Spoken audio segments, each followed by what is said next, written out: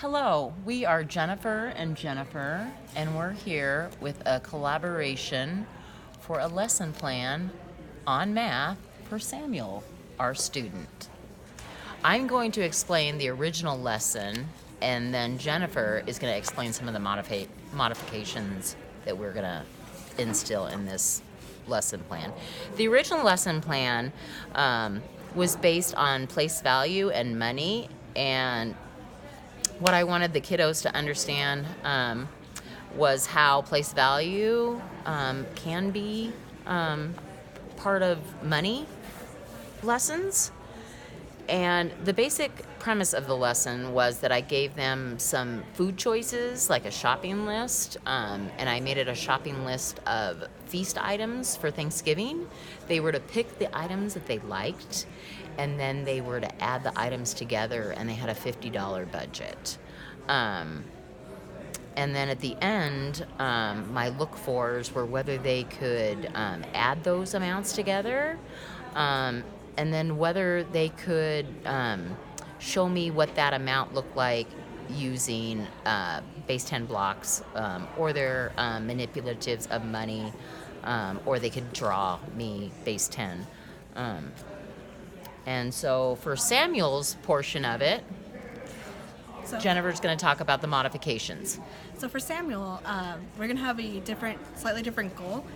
For him, instead of having them add up the numbers, we're going to have these pictures of the different food items that he can choose using his device to say yes or no for each option. And what he'll do is, for each food item, he will put the amount that he wants. He will put the amount of money for that each costs using the Monopoly money. For Samuel, we will not be doing the base 10, as it would be too difficult for him to manipulate those amounts. And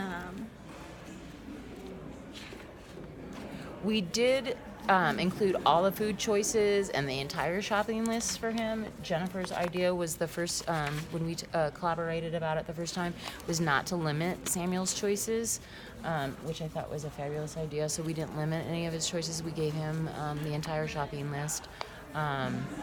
So he is able to pick his items, and with his yes and no abilities, we're just going to use them kind of like flashcards, and give him his choices. He can say yes or no, and then we'll see how he can add and subtract these food items.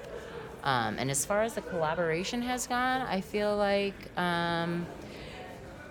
it was good to think of students like Samuel that will be included in our classrooms, and to find ways to incorporate him into our lesson, and to make sure that he can be part of it too, and that he can learn and grow from it, and find success in it also. And for me, it was just good to get that experience working with a gen ed teacher and seeing what it would be like to have to modify a lesson that they would be teaching, which is something that I will be having to do a lot in the future with a lot of different kinds of students. So it was just really good experience. I think we both enjoyed it. Thank you. Bye. Bye.